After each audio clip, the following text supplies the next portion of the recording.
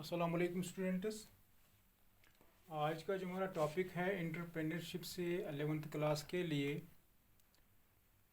That is classification of entrepreneurial motives.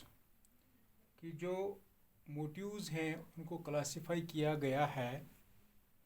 जो हमारा last इसमें टॉपिक था दैट वाज मोटिवेटिंग फैक्टर्स।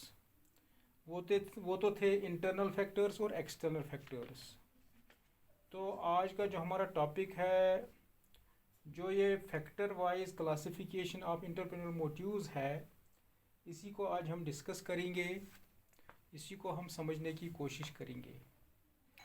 तो इसको जो क्लासिफाई किया गया है तो वो तो इन 6 फैक्टर्स, यानी कि 6 इंटरप्रेन्योर मोटिव्स में इसको क्लासिफाई किया गया है। That is self actualisation motive, nature of work, autonomy and power motive, status motive, affiliation motive, and last one is that is deontic motive. The term self-actualization was coined by Kurt Goldstein. According to Goldstein, self-actualization is an individual's motive to transform his/her perception of self into reality. Abraham H. Maslow cited this term self-actualization in explaining his popular need hierarchy theory of motivation. Maslow viewed that self-actualization is the acme of human motivation to become or achieve what one can. However, the kind of achievement that is employed in Maslow's sense is somewhat different from the achievement concept as proposed by Max Land. Achievement of targets and standards is just one component of self-actualization concept as defined, whereas the achievement concept as defined by Max Land has twofold focus. First one, that is a desire to achieve one's own targets. Second one is a desire to excel in comparison with others. As for the self-actualization or achievement motive as defined by our data, there are 4 components in it in the order of their mean scores. The highest mean score of money economic motive, that was 4.52, is understandable as the economic theory itself postulates maximization of profits as the business's objective or motive. Even in common perception, entrepreneurial motivation more often than not is described by the economic motive. Money makes the mere go. The classical economists like Adam Smith and Milton Friedman also viewed the profit as the only motive of doing business. Max Land was also of the view that economic concern of entrepreneurs is in fact the symptom of strong achievement concern, since profitability provides the best and simplest measure of success. Peter Drucker viewed profits or the necessary cost of being in and staying in business. Thus, these all support the existence of strong a priori reasons for an economic motive in business. For an entrepreneur, profit is oxygen to business. दूसरा है जो factor है motive का, that is nature of work. The second factor relates to the nature of work, which is loaded by 2 components, namely desire to contribute to the good of society and enjoyable work. There is research evidence to believe that an entrepreneur's perceived contribution she makes to the society becomes his her super ordinate goal to be achieved. This in turn enhances the usefulness of his her endeavor. Enjoyable work implies one's intrinsic interest in his her work. For example, job enrichment may make the work enjoyable and interesting to the entrepreneur. This factor is suggestive of the fact that the achievers would like to work on those tasks they would like and enjoy, and not one tasks just assigned to them. The same fact also suggests that not all individuals, even with a high need for achievement motive, are likely to become entrepreneurs. Autonomy and power motive. There are four components loaded on this factor, that is, to each under autonomy and power. Autonomy implies freedom to decide about one's own matters.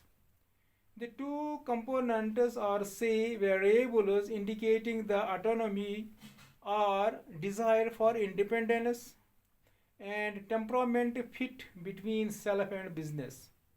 Research evidence suggests that desire for independence is the prime motivator of entrepreneurial behavior. The two variables in the power component are desire to preside over a big business and flexibility of balancing work and family life. Yet there were some entrepreneurs categorical in saying that being a better business person was more important to them than becoming a big businessman. In this regard, someone would like to quote N.R. Narayana Murthy, whose opinion it is better to lose money than to act in ways that may make one lose a night's sleep. तो चौथा जो motive है that is status motive. Social status implies standing or place of people in their society, or say it refers to esteem enjoyed by people from their society they belong. A measure of one's perception about one's status could thus be the prestige or esteem enjoyed among the equals and from those lower in status. We have sought to infer status motive of our entrepreneurs along these lines only. In our study, there are two components to this factor, namely desire for reputation and recognition, and desire to take family business to new heights. Though both power and status motive from what is described by Maslow as ego or esteem needs, but it appears that power and status motives need not always go together. The reason is not difficult to seek.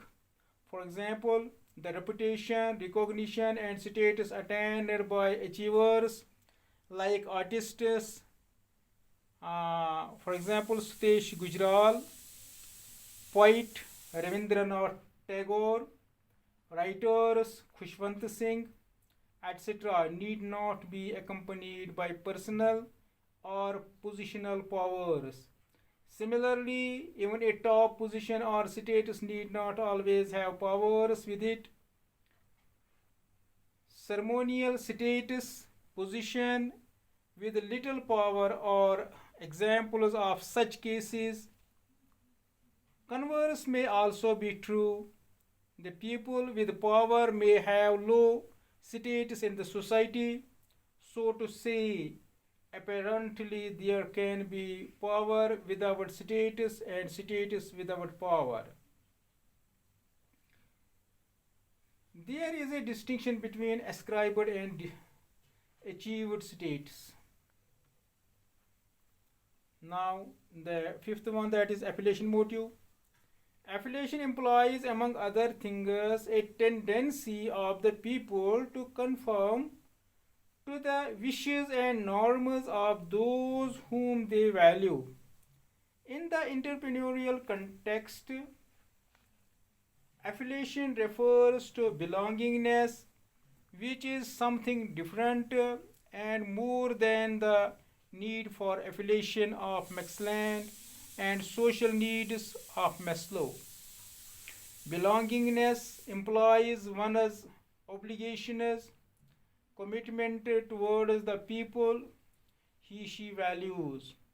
We have sought to infer the affiliation motive of the entrepreneur studied in the present study along with the same lines.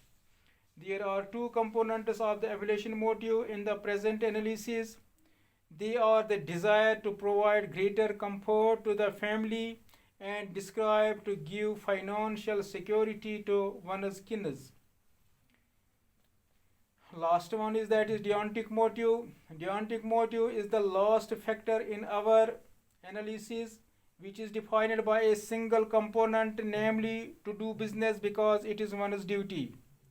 It is worth mentioning that this kind of motive is rarely mentioned and discussed in the existing body of literature on motivation. The inclusion of this motive in the questionnaire was prompted largely by the response observed in case of some entrepreneurs during the survey work. The Greek word deontic means duty. Accordingly, deontic motive implies one's read as entrepreneurs duty or obligation or commitment to assume. Entrepreneurial task and responsibility for others' cause or purpose. Manimala and Pearson define deontic motivation as one arising from a sense of duty and or a feeling of obligation. In other words, deontic motive can be defined as becoming entrepreneur because it is one's duty. We have inferred the stands of deontic motive of the entrepreneurs of our study along similar lines. Thanks.